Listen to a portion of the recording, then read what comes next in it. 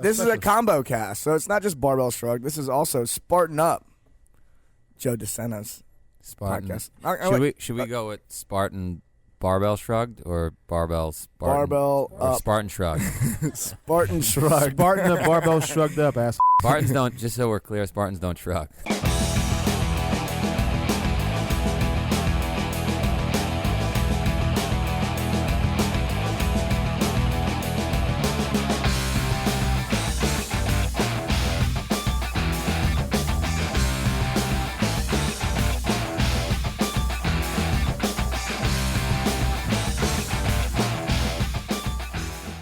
We are here. It's Joe. It's Spartan Up the Podcast in Pittsfield, Vermont. I've got Johnny, the doctor, on my right. Johnny on the spot.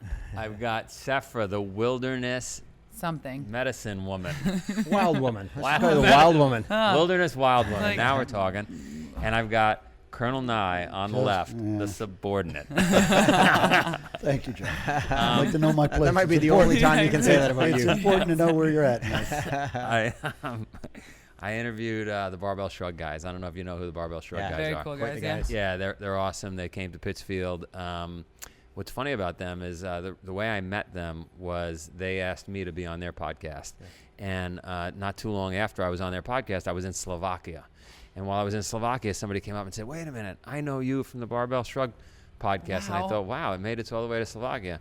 I was in Canada. I was going through customs person says, I saw you on the Barbell Shrugged podcast. And this continued to happen around the globe. So we called them up and said, hey, you got to come back to Pittsfield. We want to interview you. The guys are awesome. They actually just moved from Tennessee. You'll see. I'm not going to tell you where they moved to. Wait till you watch it. And we'll learn a ton about the Barbell Shrugged guys. Yeah, fantastic. They're amazing guys. I'm looking forward to this. Yeah. When was the last time you were here? We were here. Was it February? He said it was February. I feel it was a little later because I think February would be a lot colder than when we were here. 6-7 months It was ago. cold. It's just we woke up early and started running immediately. It wasn't that cold. I mean, maybe 40 degrees in the morning, maybe in the 30s. Yeah. But I feel like in the winter it should be a lot colder here. It's cold here, yeah. There was no snow. That was awesome. Joe, break the stick on his. Is that loud enough? Yeah, you can hit me. You can hit me hard. Let's go, man. Move. Let's go. Ow! Spartan the up. Let's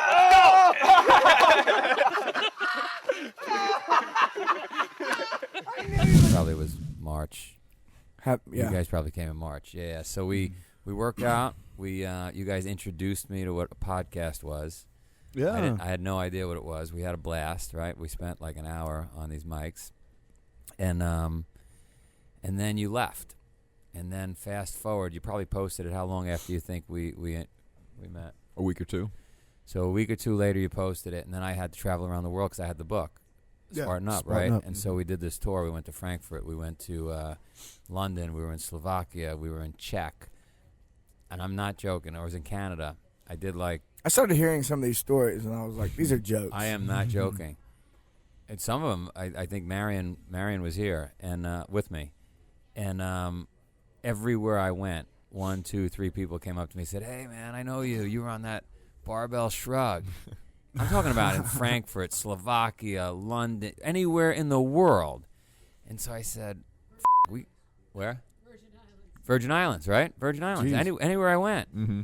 And yeah, it was a guy. And we were in the airport in the Virgin Islands. The guy came up and said, "I saw you," or a woman.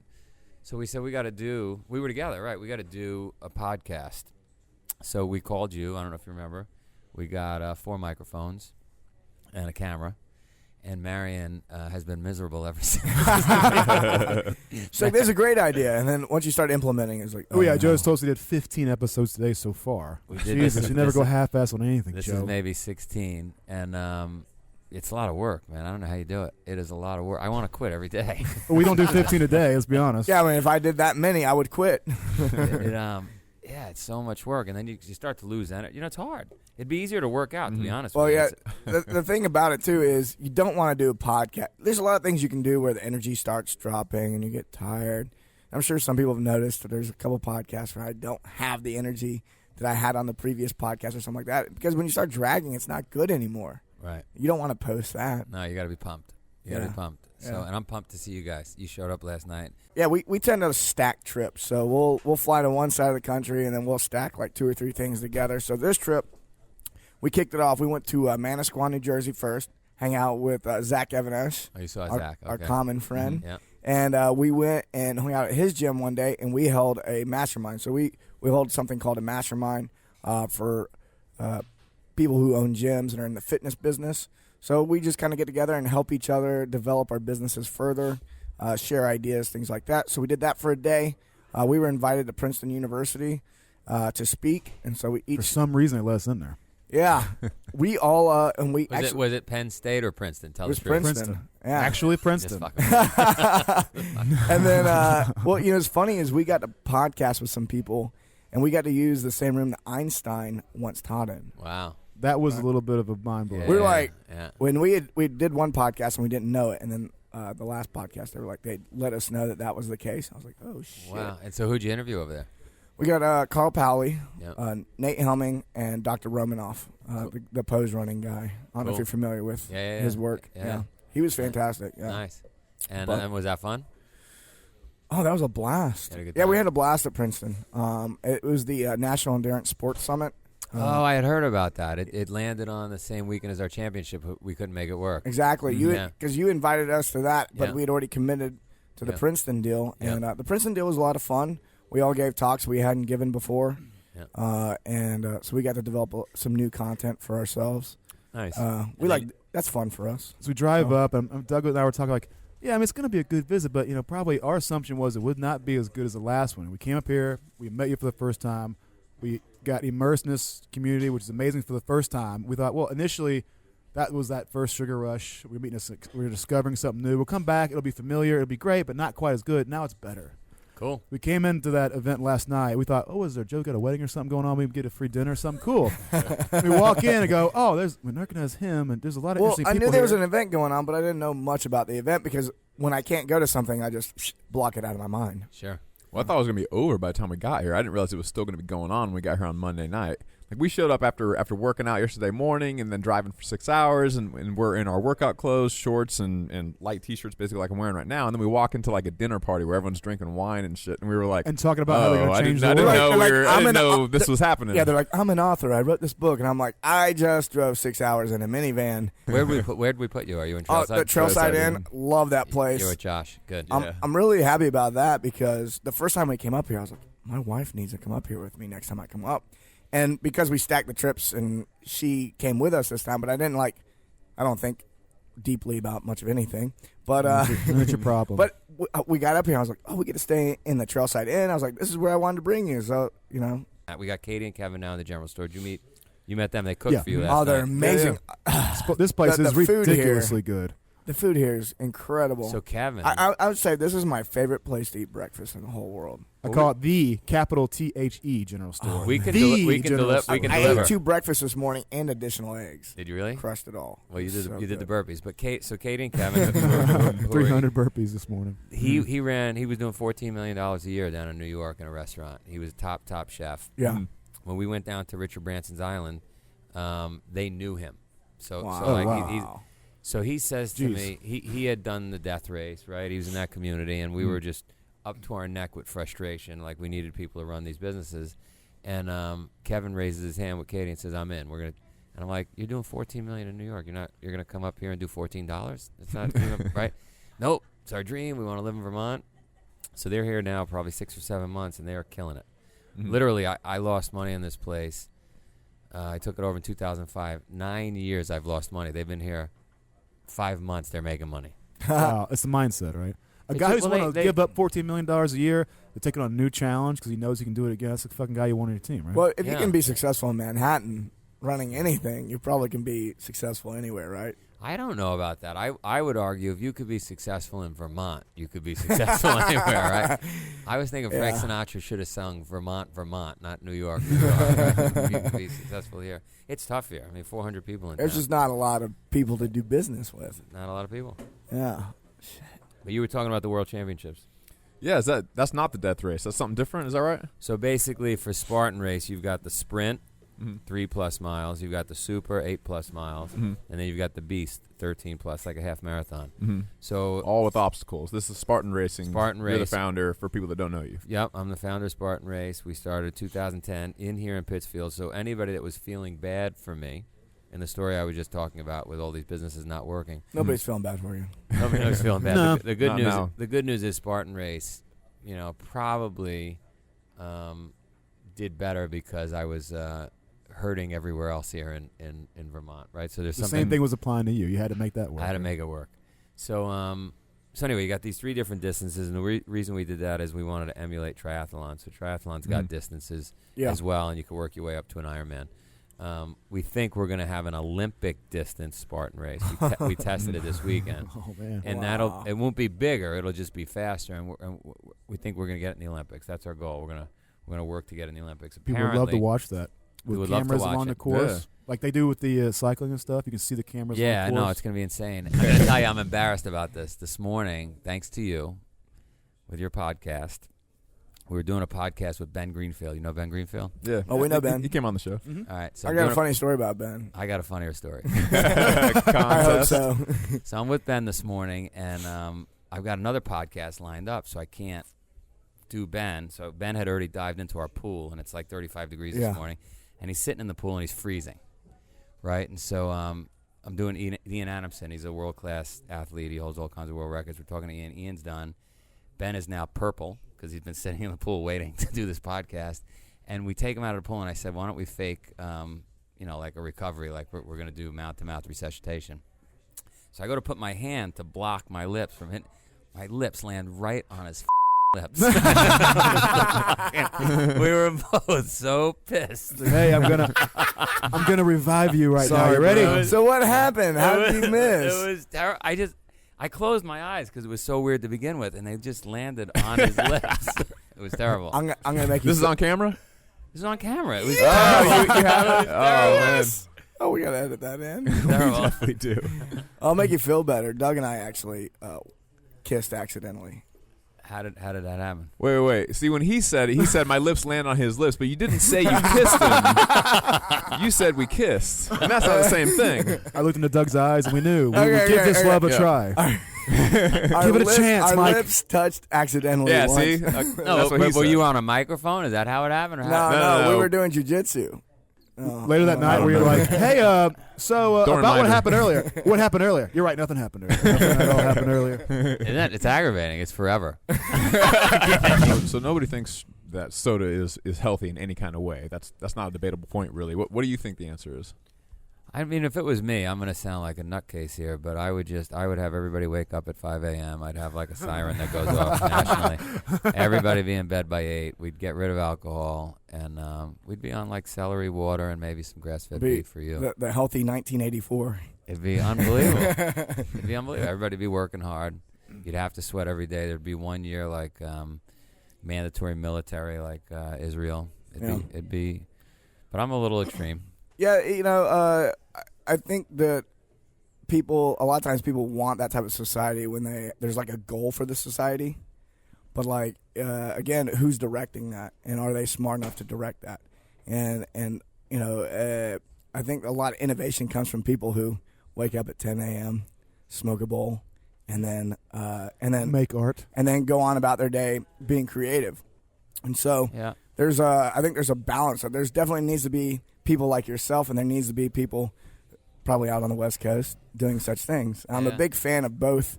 I like hanging out with both crowds. I'm a big fan of it. So I'm here hanging out with you. I work out at 5:30 a.m., but a month ago you would have found me at Burning Man. So I'm with you. I'm with you. Yeah.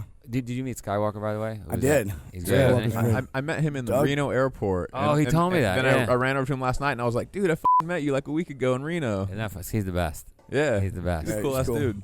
Yeah. So, and you guys didn't see him at Burning Man. You saw him in the No, airport coming out of Burning Man. I know his camp. Yeah. The camp that he has on 2 o'clock in Esplanade. The dinosaurs or dragons or whatever. Yeah, he has a big like concert camp, like a music camp. Yeah, he's big on music. Did you hear that Good. girl singing last night? She's I did. amazing. Yeah. Was she great? Stunningly amazing. Yeah. You go to Like- Burning Man? I never went. No. Oh, okay. You want to take Joe next year? Yeah, take me. You told us you come. Dude, let's do it. I'm Bring going. it on. I'm in next time. I think you'll be pleasantly Well, surprised. if he comes back, you know what? Let's everybody relax a little bit, slow down, take some time to smell the roses. What the hell happened to I Joe? don't You think- broke Joe. Listen to me. I don't think that would many, happen. how many people are there? Could we have everybody? 68,000. 70. Could we have everybody doing burpees? Could I start? You could an probably You know have a what? burpee camp. Here's the thing. Burning Man, you can make it anything you want it to be, and everything is there. Like there are things that you couldn't dream up. There's a real life Thunderdome there. Like you can climb on top of this cage and watch people go at it. There you Like, go, Joe. Like they have like bungee cords to people, and they would like launch people into each other, and they had like foam like weapons and stuff. But it was But like they were beating the shit out of each other. you could climb up on top. They were being aggressive, and you could climb up on top of this thing and just like kill them. It's like an awesome. exploration of the human condition, really. Anything that matters, art, these drug experiences, physical combat, out in the desert in a supreme, stimulus-free environment where you got to carry everything in and then carry everything out and do not damage the environment. I think it's a very balanced experience. It's a leave no trace type of thing too. It's so cool because everything was set up in a single weekend, and it's like amazing. It's like, how did these people do it in a single weekend? I mean, these people are it's as Spartan as you get, really. Yeah. Lived in the desert for the week, brought everything with you that you're going to have, and then a week later you clean it up to where you couldn't even tell anybody was there. And And it has some of the most amazing art you've ever seen. Does it look that clean? Yeah.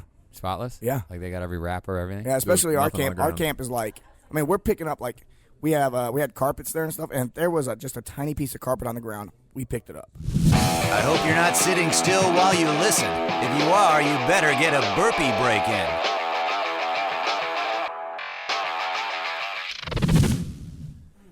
You want to do the intro back?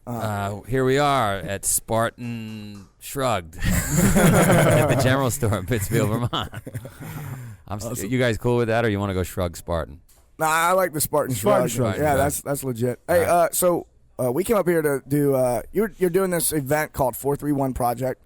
I started checking it out a little bit. I noticed that we weren't going to be able to make the majority of it, so I wasn't paying too much attention to it. But we showed up late last night. We got roped into a dinner. We had to get on microphones and tell people about ourselves. And I'm like, I just got here. Could someone fill me in on what's going on? But I was able to use some context clues to find out that it was about combating childhood obesity. Could you tell us about the 431 Project? Basically, my mom was way ahead of her time. My mom was super forward thinker, like a Fred Beachy type. Mm-hmm. Long distance runs, yoga, meditation, 30-day fasts. In Queens in the 1970s, that was crazy. Nobody was doing that. Yeah. And what I saw was she fought the whole world for 20 years. Everybody was against her, including her kids, me and my sister. But she won at the end of the day. She won in the sense that now we're sitting here with 4 microphones talking about this stuff. So Right. she was right.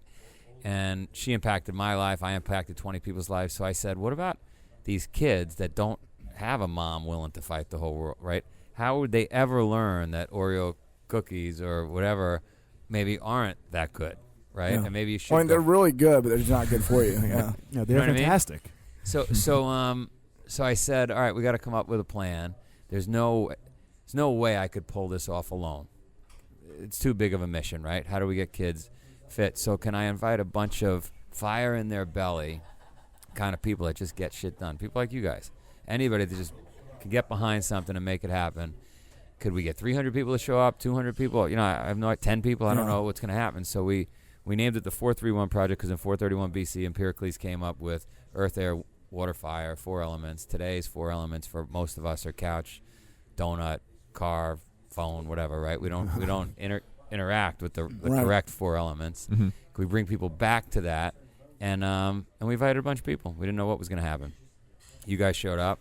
About 150 people there. They were from nutritionists to boomerang experts. It was a wide array. It was a wide array of people, but everybody seemed to like it. And and so the goal is can we get into the schools and make some kind of fun gamification for kids where like eating an apple gets you more points than eating Frito-Lay's potato chips. Yeah. Where running a certain amount of distance each day gets tracked, and then your school's competing with other schools, and we just gamify it. Yeah. And I don't know. I don't know if it'll work or not, but if I get some help, I think we can make it happen. Yeah, I mean, and kind of going back to some of the, you're talking about working with schools and going back to some of the government stuff is like one of our business partners, like he has to get a doctor's note so that the teachers will give his kid water at a meal versus like milk. Fat-free Doctor, milk, more likely. doctor's note? You just made a squinty face, and that was appropriate. Yeah, so like this is a really great example of where, you know, The government's confused.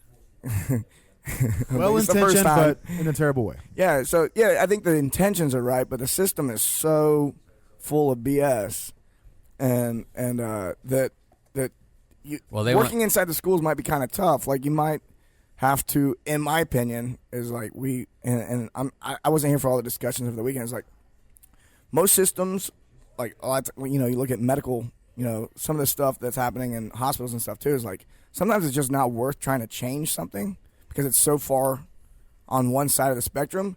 Just let's just circumvent it and do something else. Right. And so that's my You think opinion. we might have more luck?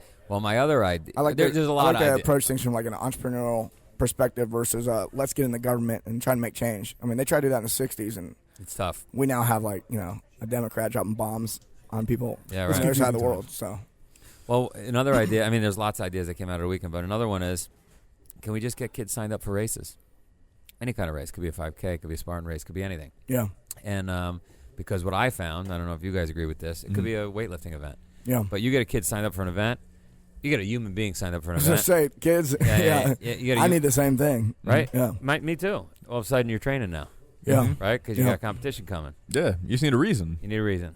Purpose. So who knows where it leads? But we're going to meet once a year, and my goal would be to meet once a year on every continent with a bunch of movers and shakers, and just keep. You just got to put on a different weekend than the Princeton thing, and I'll be here for the whole thing. Yeah, well, I would. You're like alumni, so they would, they want you back in Einstein's room. I get it. we left that dinner going, what can we do to help, man? That We were fired dinner up. was inspiring. Oh, good. I was like, well, I'll eat dinner, I'll hang out, I'll hear what people have to say. And by the end of it, I was like, even though I didn't get the bulk of it, I mean, we basically showed up for like the last 2 hours of the event is what happened, and I was like, we've got to help, you know? Like, You were into it. I already got the wheels turning, you know? Yeah. All right, so now simultaneous to the 431 project going on, while you guys were fucking around in Princeton, there was a lot of going on here. Mm-hmm. We had the World Championship Spartan Race, which was the half marathon. Mm-hmm. We had a death race going on. We had 2 weddings going on. We don't have to talk about the weddings.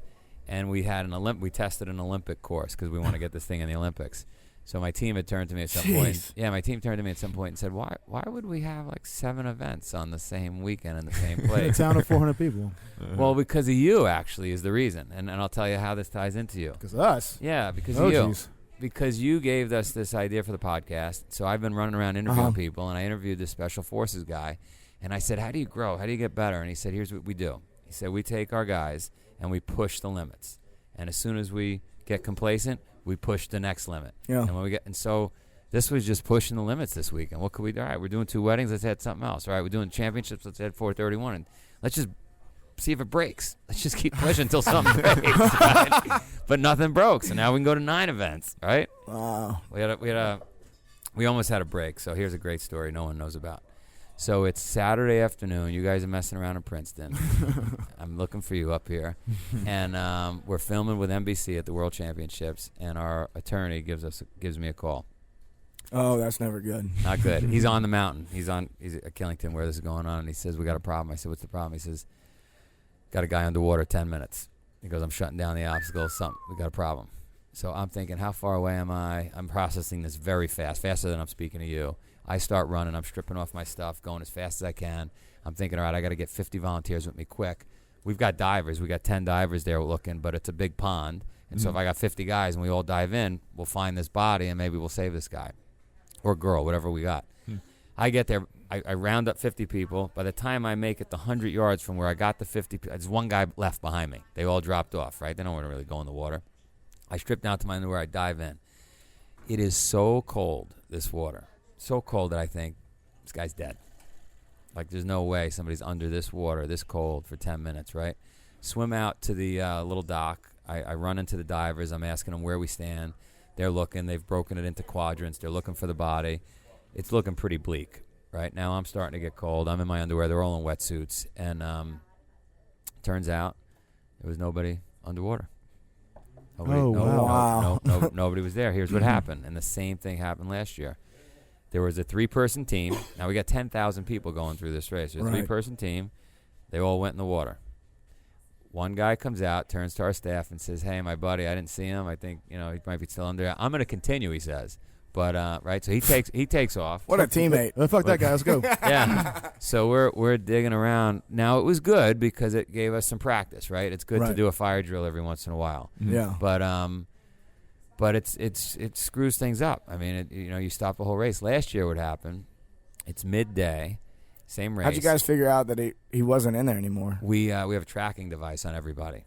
And it just took time for him to get to the next location for him to come up. They hit different stops. Yeah, Gotcha. So we were waiting for that to happen, but at the same time, we're not gonna stop looking. We got to look for him, right? Mm-hmm. Last year, we got a call from a frantic mother. It's midday, 10,000 people on the mountain. Oh my God, my daughter called me. She's lost and her phone died. All right, state police show up, SWAT teams, helicopters, the whole fucking thing, right? We got to shut down the race. I said, listen, turn the music way up because if she's in these mountains, I want her to hear the music. We go on a whole search and rescue thing. We find her in a bar. Oh, my God. Like, that race was too hard. She called her mother. She said, I got lost. And she decided to bail, went to a bar, and was sitting at a bar drinking. Oh, shit. It's like I decided to... Is she banned from all Spartan races it's again? It's like a nightmare. And they don't realize what they do to... All right, because now you're putting everybody else in jeopardy. Mm-hmm. Oh, yeah. I was really hoping the other guy, you guys be watching, maybe you're crying, like, we lost a guy the first time in a Spartan race. This guy's dead. What are we going to tell his family? Oh, God, what are we going to do? And he comes up behind eating a sandwich. Hey, what are you guys looking for? Hey, we're having we're doing a cruise. We're doing a Spartan cruise. Oh, yeah? Yeah, we're doing it in March. It just popped in my head because you said you need to do something like this. We should put the Spartan Shrugged on the cruise. Yeah. Oh, no. We should do what's it. the dates? I'll get you the dates. We should definitely do it. He's the cameraman shaking his head. Shit, Yes. I'm already committing to dates, so we need to get this down. Yeah, let's get it. What's going to go on the boat? What do you got planned? There's I think 1,000 people only were taken. I think this is going to be a lot different than cruises I've been on in the past. Yeah, like the cruise normally goes to shore, right? And you unload and you go shopping and stuff. This one won't. This will stop. Everybody jumps off, swims to an island, and then we'll. It sounds awesome already. And then we'll do it. I want to go. We'll do a Spartan race on That the island. sounds way better than a stupid cruise where you show up and the whole town shows up to sell you bullshit. No, what we should do together is you guys should find some speakers that have been awesome. I should find some speakers that have been awesome. We'll have them on the cruise. That'll be easy. We'll pick a time. The siren will go off. Everybody's got to dive overboard, swim to shore. We throw a race on the island, maybe some weightlifting competition or something you guys could organize. You have our attention, sir. Let's do this shit. We should do it. Yeah, let's do it. It's all good. Then what do you guys want to push? Because someday when we figure out how to post this podcast on our site, you will... What do you got? What do you want to push? Peace and love, man. Peace and love is all we're pushing. Just go to barbellshrugged.com and sign up for the newsletter. That's all we do. We give out free advice on training and nutrition and all that stuff all the time. We podcast other guys that are a lot like you, and so if people like you, they probably like some of the other people we bring on too. We shared a lot of guests, so Yeah. We post a show like this every single Wednesday. Every Wednesday, we never miss for years now. So if you want to watch more shows like this, except for maybe tomorrow, depending on if the Wi-Fi in Pittsfield works. You'll get at the top of the mountain. I've got a crank radio antenna thing that you crank it. Yeah, I could just you got to crank for 4 hours while that episode uploads. It's like an old the next school, death race. Like old school Upload this video. If you stop, the upload stops, and you guys start. It's like from the guerrilla. beginning. It's like guerrilla radio style. That's there, right. man. Yeah. Well, Awesome. I'm glad you guys came. Yeah. Thanks for having us. Love hanging out up here. We'll definitely be back. See you guys. Cheers, Thanks. everyone. You know what really jumps out to me about that is here are a bunch of guys, CrossFit trainers, right? CrossFit pumps out hundreds of these every weekend. $1,000 take a course and you become a CrossFit trainer. These guys figured out a way to not just be CrossFit trainers. First of all, they became excellent trainers for starters. But then they said, we want to do something bigger with this. And it's really cool to see this. This podcast has taken off. And, in your time with them, what do you think it is about them that allowed them to make that jump, to go from personal trainer to personal trainer / media superstar? I don't even know if they were when they started the podcast, if they were trainers. I know Mike was like a deadlifter. They were just like weightlifters, not necessarily CrossFitters. And they were just looking for something to do. And before I answer that question, one of the things that pops in my head is everybody's asking me, Joe, how do you get ahead? How do you get motivated? And I think one of the answers is Admiral McRaven said, wake up and make your bed. Right? Wake up and make your bed. Start by making your bed, and then take step number 2 and step number 3, and before you know it, you start to change the world. But you can't start without taking that first step. Yeah. And I don't think when they sat down in that coffee shop and started the podcast that they already had a road planned out on where they were going. I think they were just taking that first step. Sure. And they were passionate about it, and they're fun guys, and you like them. And so then it just started to work, and then they did a little more. Again, probably not knowing the road they were on. Yeah. And that's how my life has gone, and probably for you too. I don't know if you knew you were going to be lifelong military, if you knew you'd be living in the woods the last 20 years, right? You went in the woods, you never came out. Yeah, no, I mean, but I think the interesting part about it is so many people in this country, they love the physicality, right? They love the CrossFit, they love everything, but a lot of us are intellectually stimulated as well. And so to add a conversation to Spartan, to Barbell Shrugged, to the CrossFit movement, I think is really helpful for a lot of people to kind of change their frame of reference and, have a different idea of what their motivation should be, you know? Yeah. It's cool with the podcast and with their conversations and with these conversations, it allows people to really be part of it. When you watch the behind the scenes stuff with the musicians and you hear how they made a song, whatever, that's the cool part, not just sitting listening to it on the radio. Here in the Spartan community, we have amazing people who know about the food and the workouts, and, we're really building quite the community of intellectuals as well as. Well, it was always much more than a race, right? Yeah. It was never just let's go do some barbed wire mud races. Not to belittle anything you did the last 35 years. It was much more to it, and it was how do we completely transform the human being mentally and physically, right? The Greeks believed it wasn't just physical, it wasn't just mental, it was both. Yeah. And I think these guys are doing the same thing for CrossFit. Oh, for sure, absolutely, and also finding a way to share it with other people. And a lot of people who think of Spartan Race as something they consume, or they think of CrossFit as something you consume. And you're now taking it to, and these guys took it to, this is something we can produce. We can produce experiences for people. And I think that's really important to move from I'm going to go out and do this to I'm going to create an opportunity for other people to do this. Yeah. And I think Joe, like what I've heard you say before is people sign up and they do well in the Spartan races, and then they have something that they're a part of, right? And just being a part of something and having something that you're working towards is really a huge step in building community. And if anybody knows anything about community, what about you, Craig? People need to belong. Yeah, right? absolutely. You always do better as part of a group, know, and it's the group pushes you. You want to be part of the herd, and if you're lucky, you get in with a great herd, and you go faster and faster and faster, or bigger and stronger. And you grow and develop in different directions. But you try to stay up with that group. That group will have a leader. Maybe it's you, maybe it's somebody else. But then you try to be part of that, and I think that's what makes everybody better at the same time. I hear a lot of military people when they retire, they talk about how the hardest part is not having that incredible community. Correct. And from the standpoint of whether it's having left a job, whether it's having left the military, whatever it is, so for somebody who's seeking community, what advice do you give them, to find a community and foster it? Yeah, I think exactly what we're talking about. I think joining something, being part of something. For us, obviously, I should say for you guys more than me, it's the physical world, and you guys already have this kind of community. But I think if you're getting out, there's a loss, and you have to fill that void. And so you join organizations, you join groups, you take your experiences and your knowledge that you've gained and you add it, to something else. Whether it's just a Kiwanis club in your town, or you become a leader or coach of a little league team or a football team or something. But I think you've got to take that and all your experience and get back into a group. I don't think we were meant to be solitary. Absolutely. And I think that's particularly important when you think of all these veterans that are coming home, and they're just the most well-qualified, lovely, wonderful, talented people. And I think all of these initiatives to get the veterans hired, is so important to bring them back into the community and be able to celebrate them in the level that they should be celebrated for their skills. And so I think that's what things like Barbell Shrugged are doing, right? Yeah. I mean, that it's creating community through that show, and that's, I guess, what we're doing here. Yeah, very much so. Well, and just to mention what Spartan Race and veterans too as well, that it's amazing the Spartan community, how important that's become. And I see people, I go to a lot of races, and And I get to see people from all over the world. And there'll be community, you know, there'll be a Canadian over in Slovakia and another guy from England, but they're all part of the same family. I think that's really, really cool. Absolutely. Yeah, look at what we got here in Pittsfield. Yeah, it is. It's pretty- certainly It's a family social around experiment here in That's right. Pittsfield. Absolutely. Yeah. Cool. So Joe, tell us about how they find out more about these podcasts. For more information, go to SpartanUpPodcast.com, and that's where you'll see the show notes. You'll learn stuff that we didn't talk about here. I don't know what you'll do there, but it'll be fun. I'm sure.